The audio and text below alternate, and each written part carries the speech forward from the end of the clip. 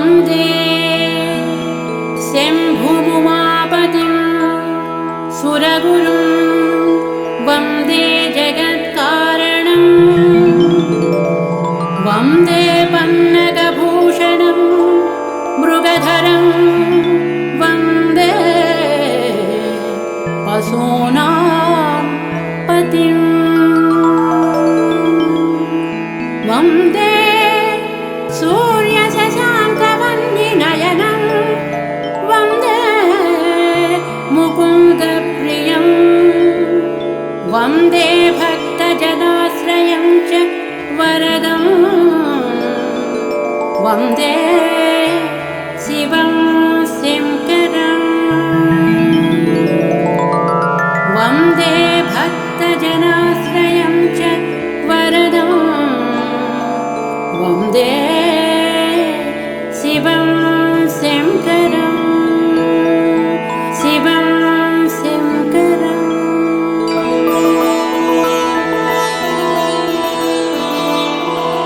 वासुदेव उवाच ततः स प्रयतो भूत्वा मम तात युधिष्ठिरः प्राञ्जलिः प्राप विप्रश्ये नाम संग्रहमादितः प्राञ्जलिः प्राप विप्रश्ये नाम संग्रहमादितः उपमन्युमुवाच ब्रह्मप्रोक्तैः ऋषिप्रोक्तैः वेदवेदाङ्गसम्भवैः सर्वलोकेषु विख्यातं स्तुत्यं स्तोष्यामि नामभिः महद्भिर्विहितैः सत्यैः सिद्धैः सर्वार्थसाधकैः ऋषिणा तण्डिना भक्त्या कृतैर्वेदकृतात्मना यथोक्तैः साधुभिख्यातैः मुनिभिस्तत्त्वदर्शिभिः प्रवरं प्रथमं स्वर्ग्यं सर्वभूतहितं शुभम् श्रुतैः सर्वत्र जगति ब्रह्मलोकावतारितैः सत्यैः तत्परमं ब्रह्म प्रोक्तैः सनातनम् वक्ष्ये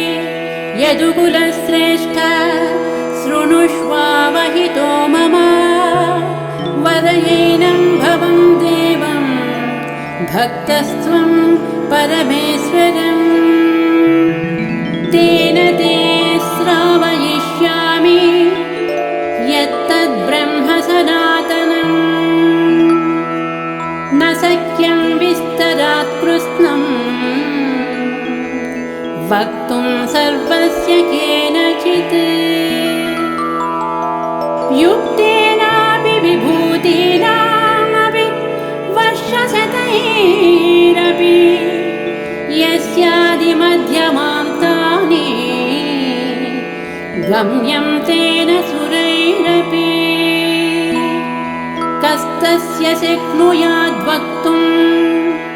गुणान् कार्त्येन माधव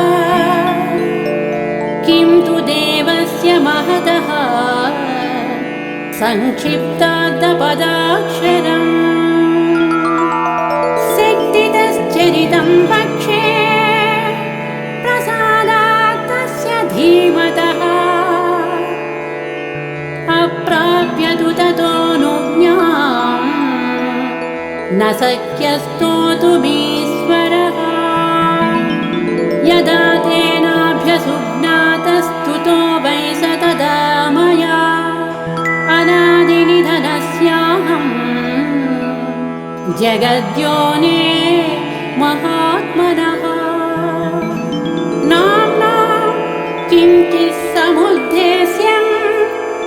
वक्ष्याम्यव्यक्तयोनिनः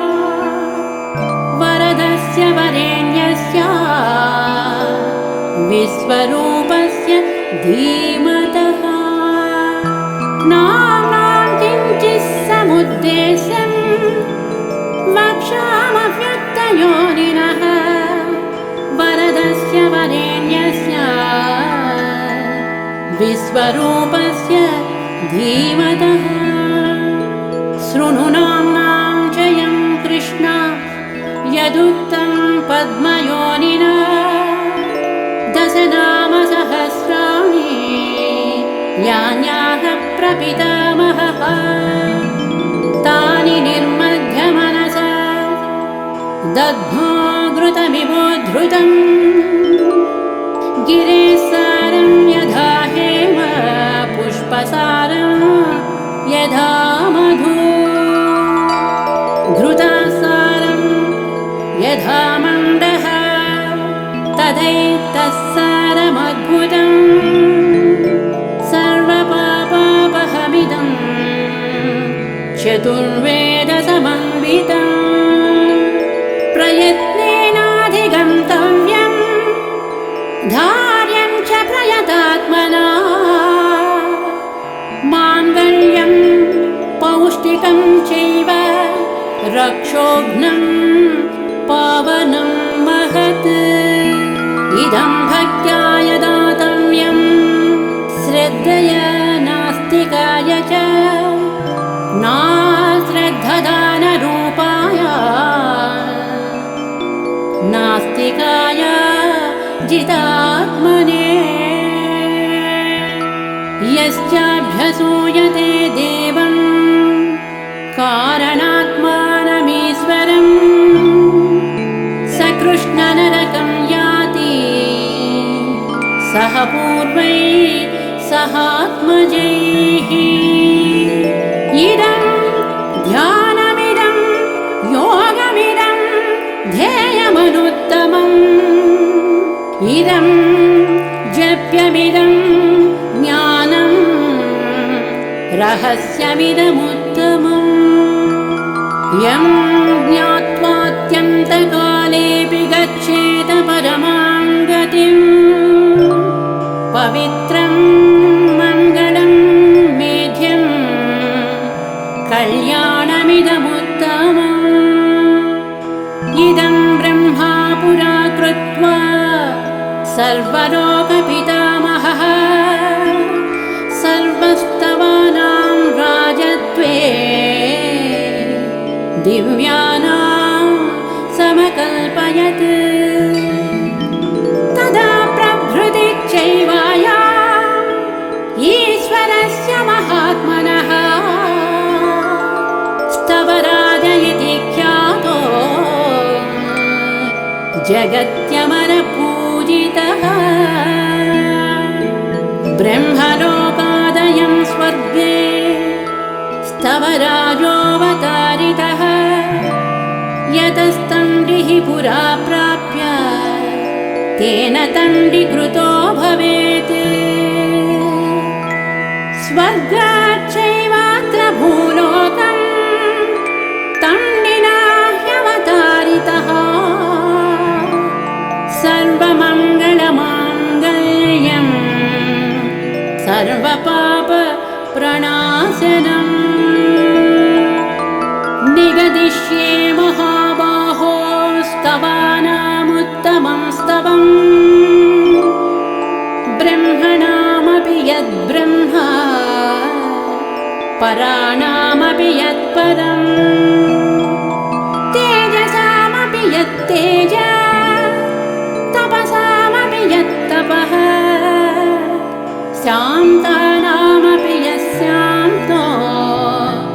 द्युतीनामपि यद्युतिः दान्तानामपि यो दान्तो धीमतामपि या च धीः देवानामपि यो देव ऋषीणामपि यस्कृषिः यज्ञानामपि यो यज्ञः शिवानामपि यः शिवः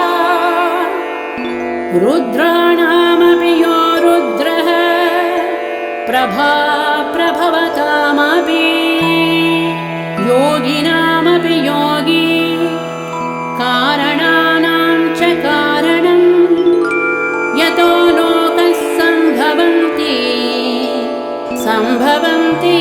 यतः पुनः सर्वभूतात्मभूतस्य हरस्यामित तेजसः अष्टोत्तरसहस्रं तु नाम्नां सर्वस्य मे शृणु अष्टोत्तरसहस्रं तु नाम्नां सर्वस्य मे शृणु यच्छ्रुत्वा मनुजव्याघ्र सर्वान् कामानवाप्स्यसि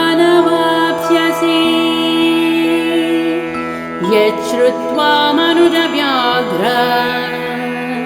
सर्वान् कामानवाप्स्यसि इति श्री शिवसहस्रनामस्तोत्र पीठिका समाप्ता। ॐ श्री शिवसहस्रनामस्तोत्रम्।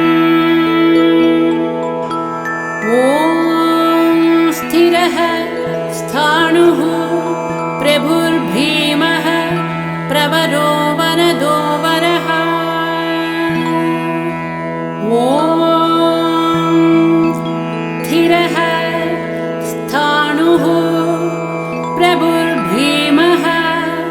प्रवरो वरदो वरः। सर्वात्मा सर्वविख्यात सर्वः सर्वकरो भवः जटी चर्मी शिखण्डी च सर्वाङ्गः सर्वभावनः हरश्च हरिणाक्षश्च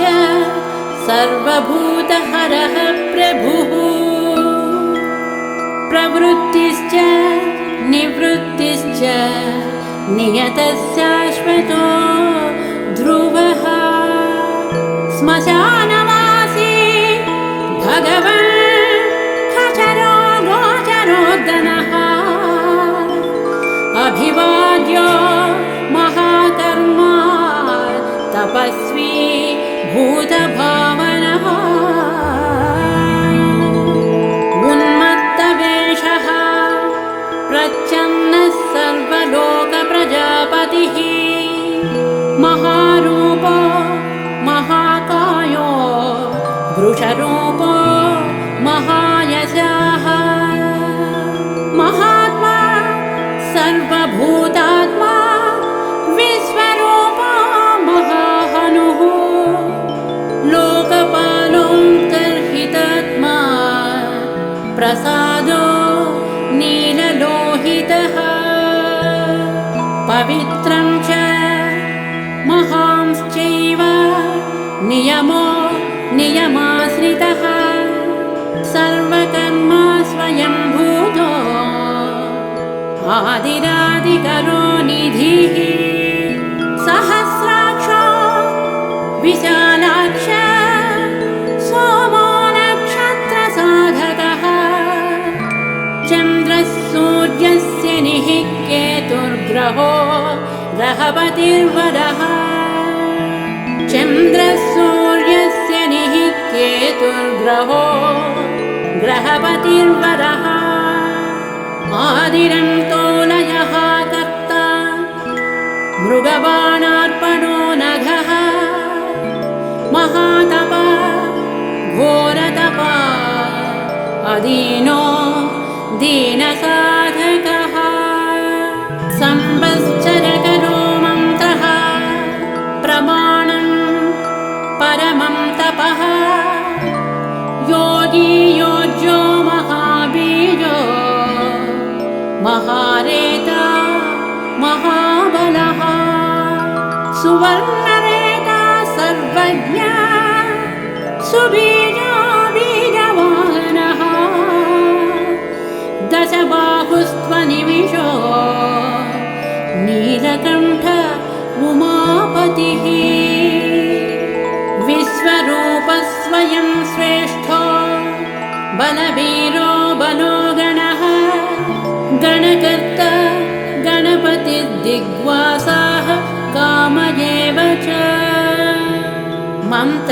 परमो मन्त्रः सर्वभावकरो हरः कमण्डलुधरो धम्बी बाणहस्तः कपालवान् असने सदग्नि खड्गे पट्टसीजायुधीमः स्रुवहस्तः सुरूपश्च तेजस्तेजस्करो निधिः उष्णेशी च सुभक्त्रश्च बुदग्रो विनतस्तदा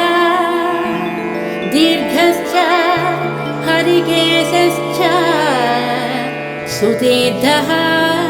कृष्ण एव च शृगालरूपसिद्धार्धो मुण्डः सर्वशुभङ्करः अजश्च बहुरूपश्च गङ्गाधारी कपर्ध्यपि ऊर्ध्वरेता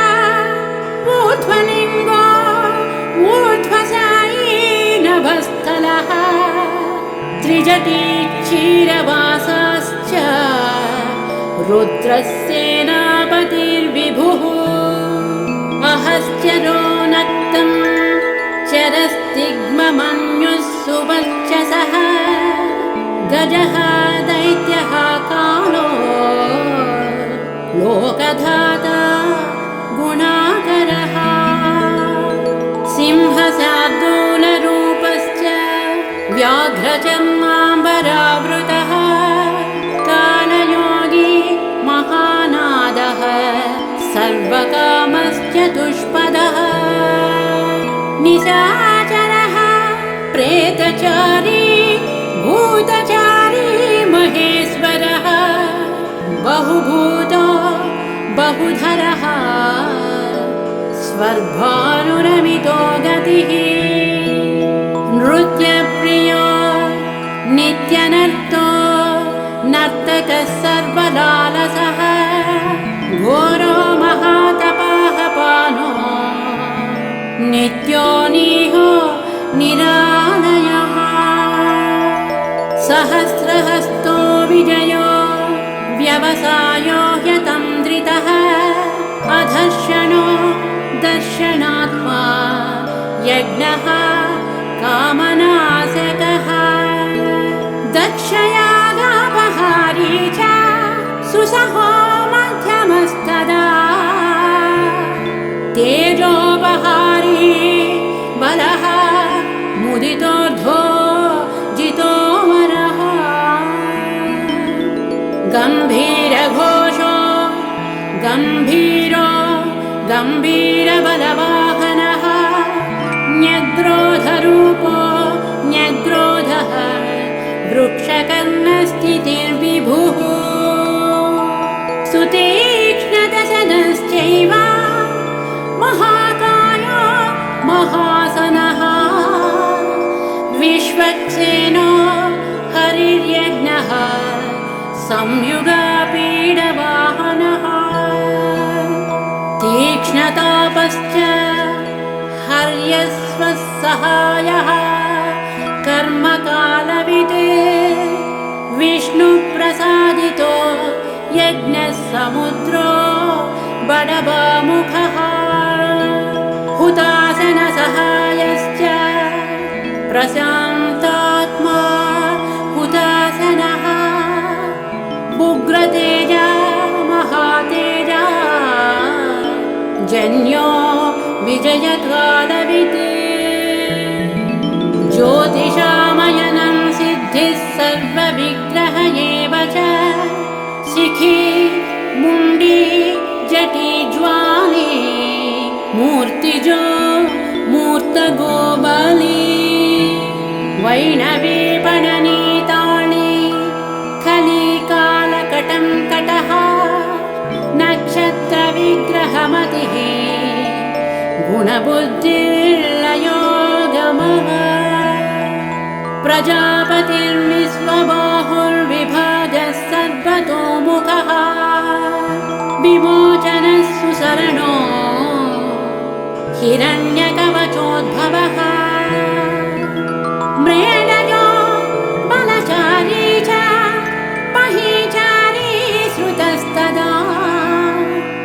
सर्वतोर्यनिनादी च सर्वतोर्यपरिग्रहः व्याळरूपो गुहावासी ग्रहमालीतरङ्गवित् त्रिदशः कालदृक्कर्म सर्वबन्धविमोचनः बन्धनस्य सुरेन्द्राणां युधिशत्रुविनाशनः साङ्ख्यप्रसादो दुर्वासा सर्वसाधु निषेवितः प्रस्कन्दनो विभागज्ञो अतुल्यो यज्ञभागवित् सर्ववासो सर्वचारी दुर्वासा वासवोमरः हैमो हेमकरो यज्ञः सर्वधारीधरोत्तमः लोहिताक्षो महाक्षस्य विजयाक्षो विशारदः संग्रहो निग्रहः कर्ता सर्वचीरनिवासनः मुख्यश्च देहश्च काहलिः सर्वकामदः सर्वकालप्रसादश्च सुबलो बलरूपदृक् सर्वकामप्रदश्चैव सर्वतः सर्वतो मुखः आकाशनिर्विरूपश्च निपातो ह्यवसः खगः रौद्ररूपोऽंशुरादित्यो बहुरश्मिः सुवर्चसी वसुवेगो महावेगो मनोवेगो निशाचरः सर्ववासी श्रियवासी उपदेशकरो करः मुनिरात्मा निरालोकः संभग्नश्च सहस्रदः पक्षी च पक्षरूपश्च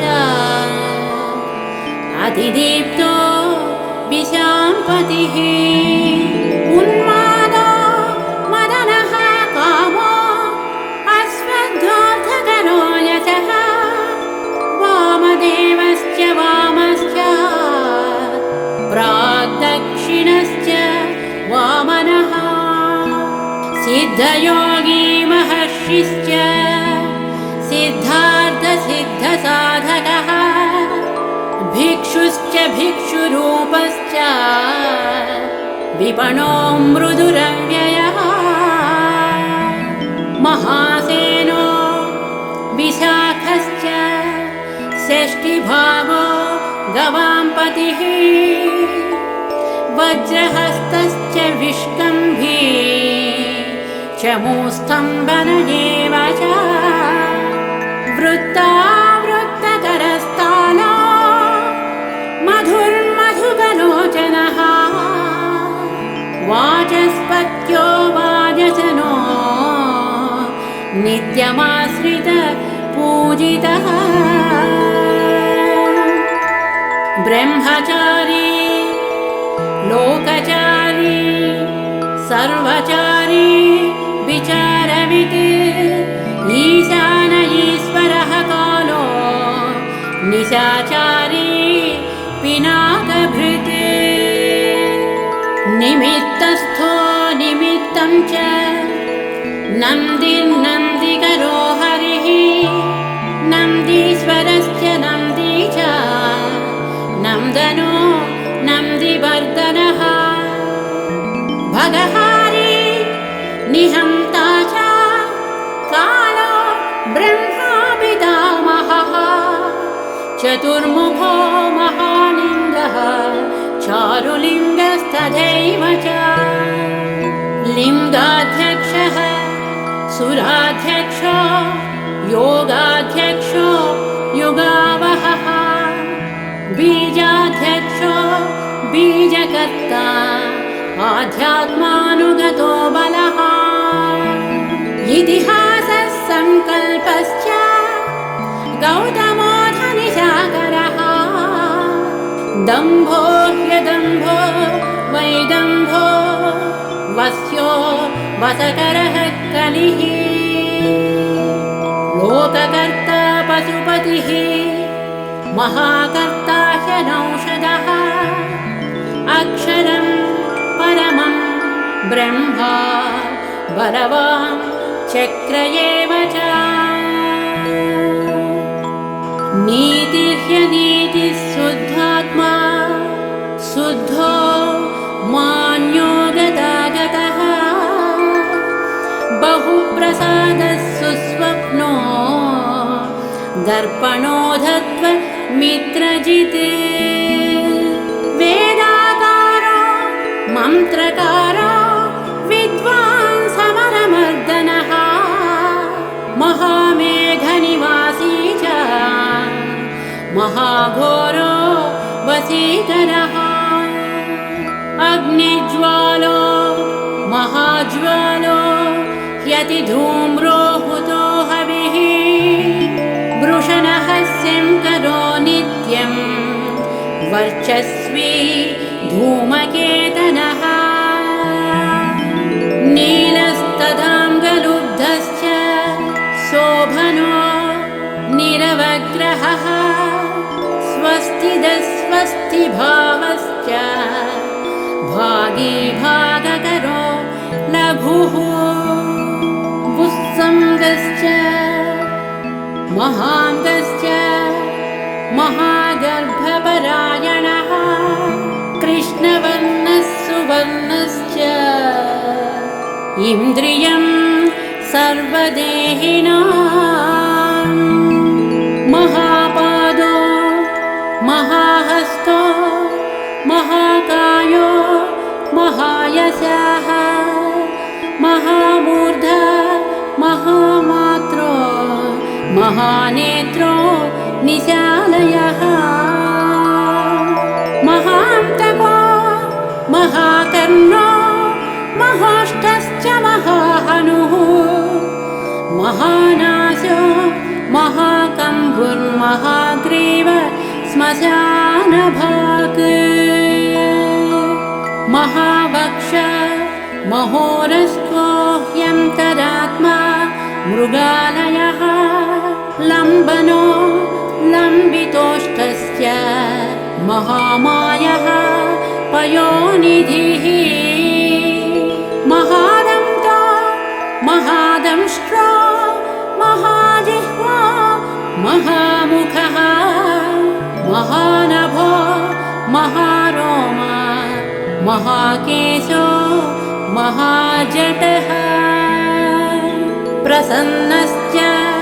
प्रसादश्च प्रत्ययो गिरिसाधनः स्नेहनो स्नेहनश्चैव अजितश्च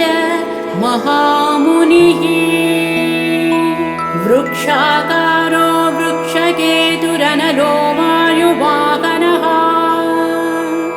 गण्डली वेणुधामा च देवाधिपतिरेव च अथर्वशीर्षः सामान्य ऋक्सहस्रामितीक्ष्णः यजुः पादभुजो गुह्यः प्रकाशो जङ्गमस्तदा अमोघार्धः प्रसादश्च अभिगम्य सुदर्शनः उपकारः प्रियः सर्वः कनकः काञ्चनच्छविः नाभिर्नन्दिकरो भावः पुष्करः स्थपति स्थिरः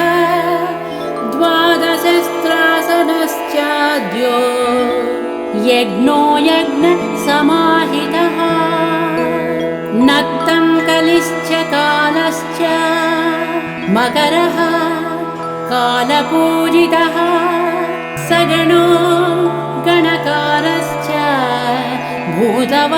भूतवाहनसारथिः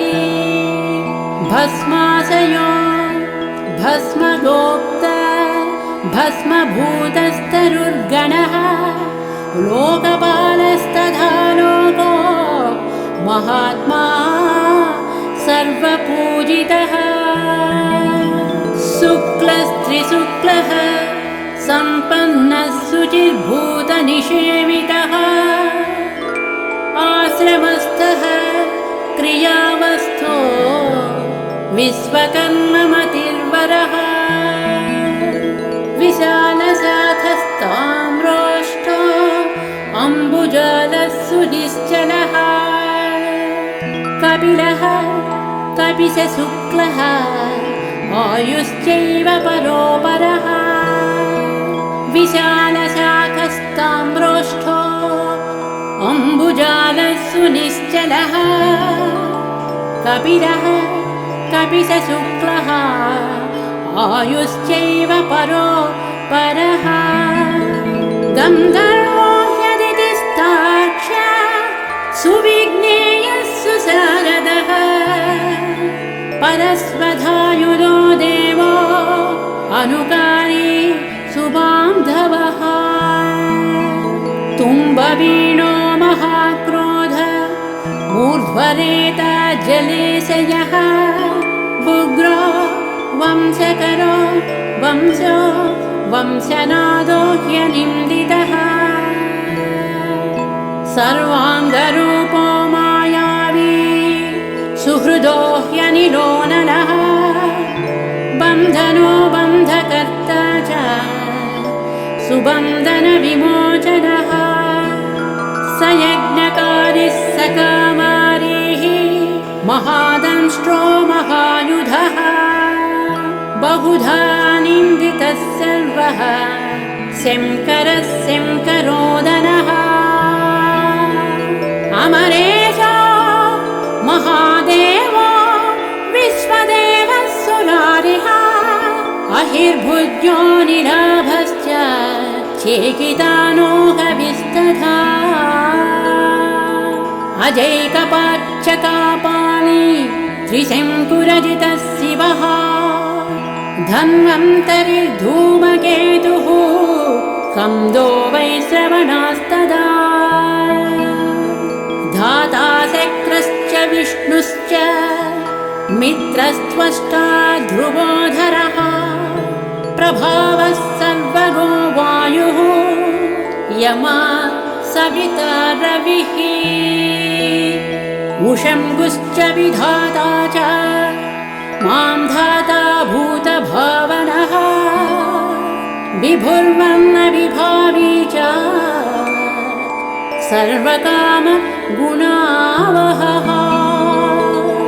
पद्मनाभो महागर्भः चन्द्रवक्त्रो निलो नलः बलवांश्चोपशान्तश्च पुराणः पुण्यचञ्चरी कुरुकर्ता कुरुवासी कुरुभूतो गुणौषधः सर्वाशयो गर्भचारी सर्वेषां प्राणिनां पतिः देवदेव सुखासक्तः सदसत् सर्वरत्नविदे कैलासगिरिवासी च हिमवद्गिरिसंश्रयः कूलहारी कूलकर्ता बहुविद्यो बहुप्रदः वणिजो वर्धकी वृक्षो वकुलश्चन्दनच्छदः सारग्रीवो महाजक्रुरलोलश्च महौषधः सिद्धार्थकारी सिद्धार्थः छन्दो व्याकरणोत्तरः सिंहनादः सिंहदष्ट्रः सिंहगः सिंहवाहनः प्रभावात्मा जलत्कालः कालो लोकहितस्तरुः सारङ्गो नवचक्राङ्गः केतुमाली सभावनः भूतालयो भूतपति अहोरात्रमनन्दितः वाहिता सर्वभूतानां विनयश्च विभुर्भवः अमोघः संयतो ह्यस्वो भोजनः प्राणधारणः धृतिमान् मतिमान् दक्षः सत्कृतश्च युगाधिपः गोपाली गोपतिर्ग्रामो गोचर्मवसनो हरिः हिरण्यबाहुश्च तथा गुहापालः प्रवेशकः प्रकृष्टारिर्महाहर्षो जितकामो जितेन्द्रियः गान्धारश्च सुवासश्च तपःसक्तो रतिर्नरः महागीतो महानृत्यो अप्सरोगणसेवितः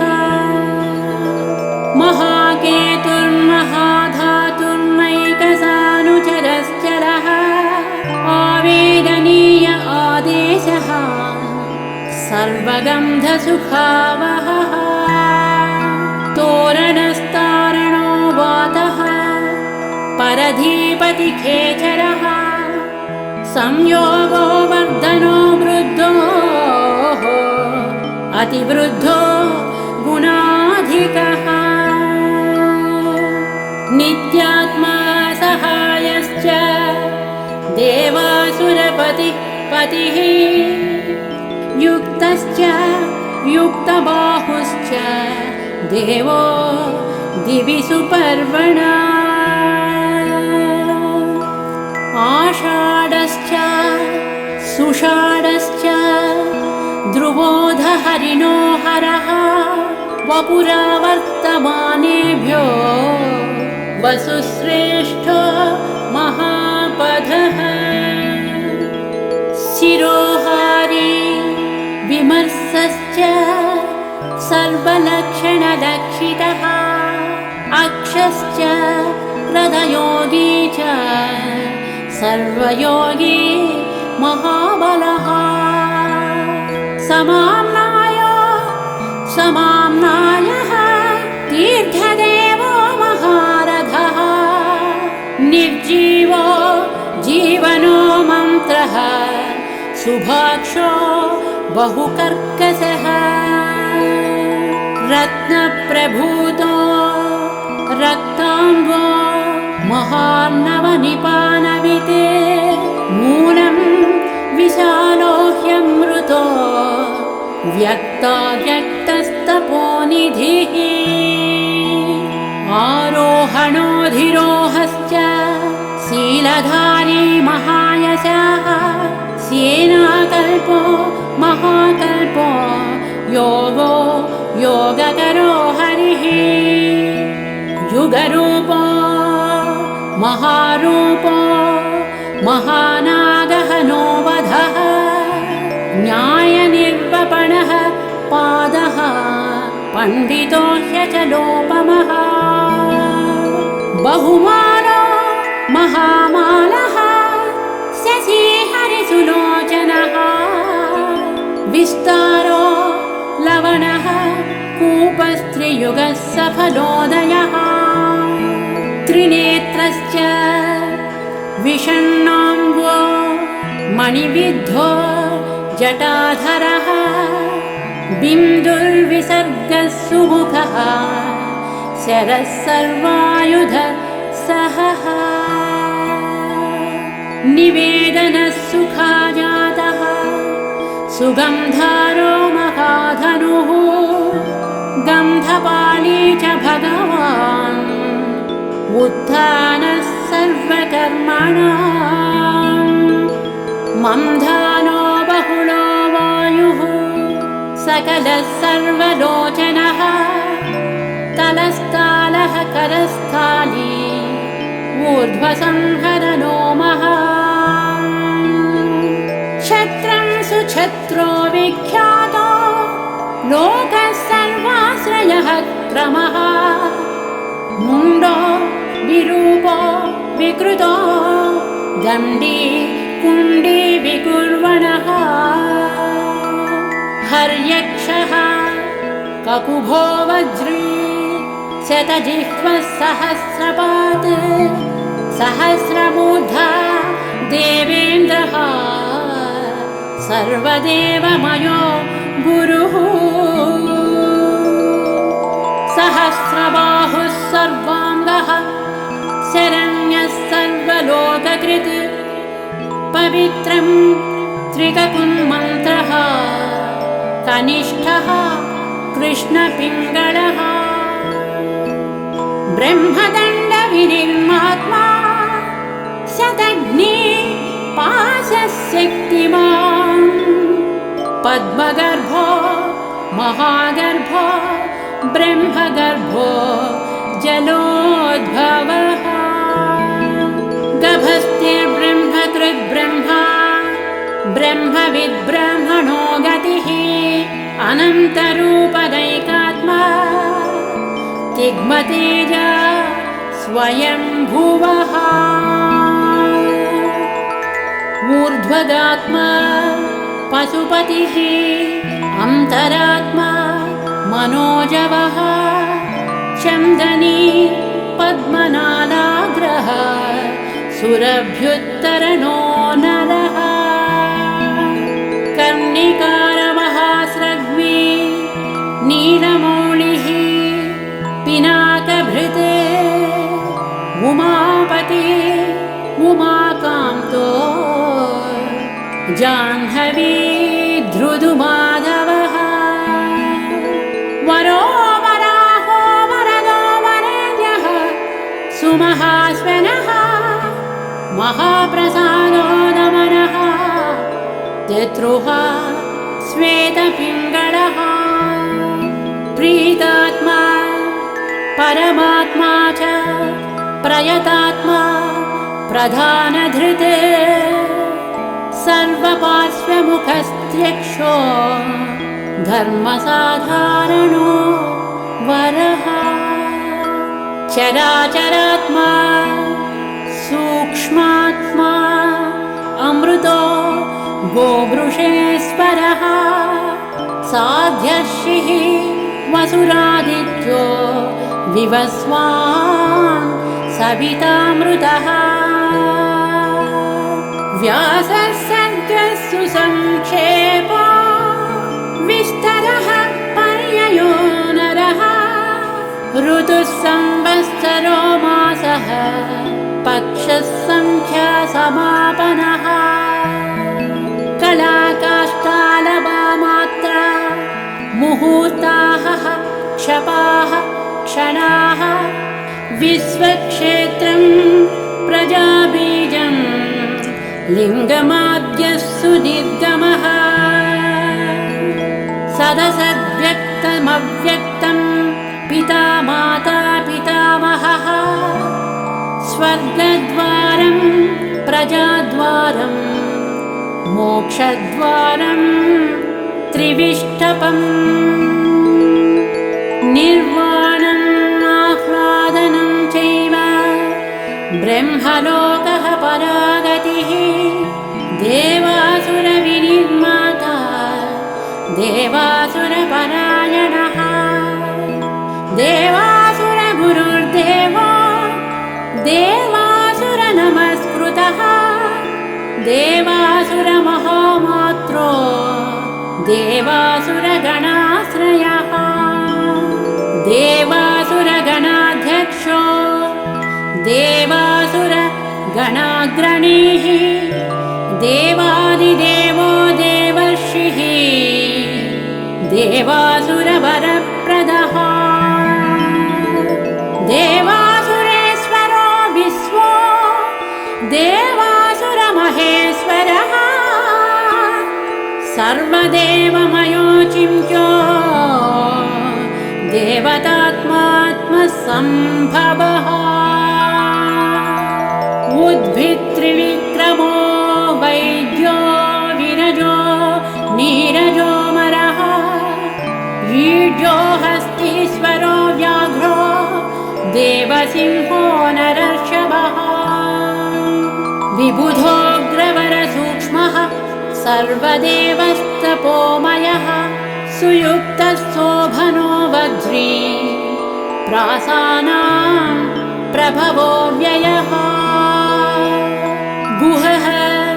कान्तो निजसर्गः पवित्रं सर्वपावनः शृङ्गी शृङ्गप्रियो बभ्रुराजराजो निरामयः अभिरामः सुरगणो विरामः सर्वसाधनः ललाटाक्षो विश्वदेवो हरिणो ब्रह्मवर्चसः स्थावराणां पतिश्चैव नियमेन्द्रियवर्धनः सिद्धार्थसिद्धभूतार्थो चिन्त्यः सत्यव्रतः शुचिः व्रताधिपः परं ब्रह्म भक्तानुग्रहकारकः विमुक्तो मुक्ततेजाश्च श्रीमान् श्रीवर्धनो जगत् इति उत्तरपीठिका यथा प्रधानं भगवान् इति भक्त्या स्तुतो मया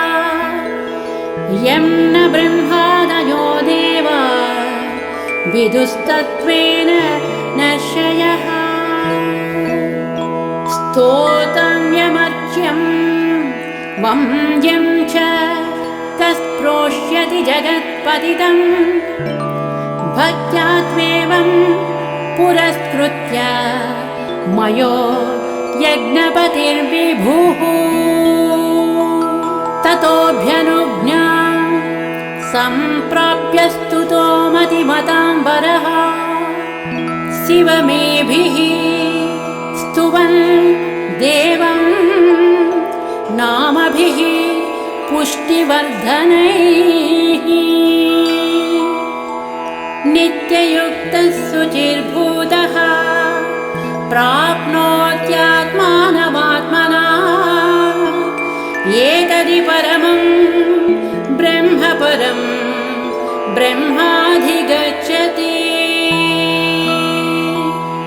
ऋषयश्चैव देवाश्च स्तुवन्त्येतेन तत्पराः स्तूयमानो महादेवः स्तुत्यते नियतात्मभिः भक्तानुकम्पी भगवानात्मसंस्थाकरो विभुः तदैव च मनुष्येषु ये मनुष्याः प्रधानतः आस्तिका श्रद्धधानाश्च बहुभिर्जन्मभिस्तवैः भक्त्या ह्यनन्यमीशानां परं देवं सनातनम् कर्मणा मनसा वाचा भावेनामित तेजसः शयाना जाग्रमाणश्च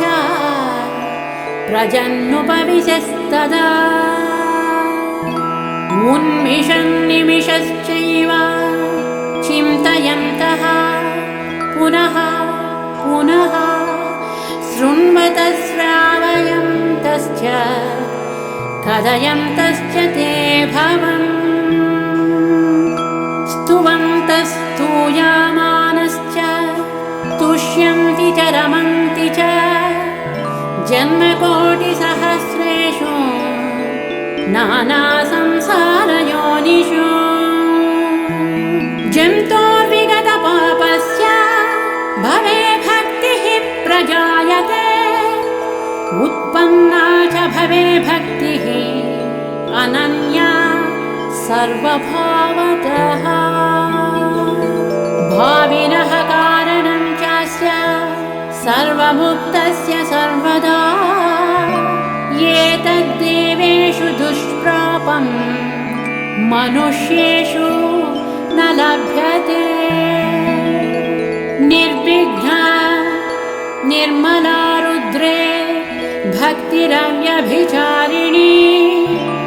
तस्यैव च प्रसादेन भक्तिरुत्पद्यते नृणाम्। येन यान्ति परां सिद्धिं तद्भावगतचेतसः ये सर्वभावानुगताः प्रपद्यन्ते महेश्वरम्। प्रपन्नवश्चलो देवः संसारात् तां समुद्धरेत् एवमन्ये विकुर्वन्ति देवाः संसारमोचनम्। मनुष्याणां हृदे देवं नान्याशक्तिस्तपोबलम् इति तेनेन्द्रकल्पेन भगवान् सदसत्पतिः। कृत्तिवासास्तुतः कृष्णतण्डिना शुभबुद्धिना स्तवमेतं भगवतो ब्रह्मा स्वयमधारयात्। गीयते च स बुद्धेत ब्रह्मा शङ्करसन्निधौ इदं पुण्यं पवित्रं च सर्वदा पापनाशनम्। योगदं मोक्षदं चैव स्वर्गदं तोषदं तथा एवमेतत् पठन्ते एकभक्त्या तु शङ्करे। या गतिः साङ्ख्ययोगानां व्रजन्ते तां गतिं तथा स्तवमेतं प्रयत्नेन सदा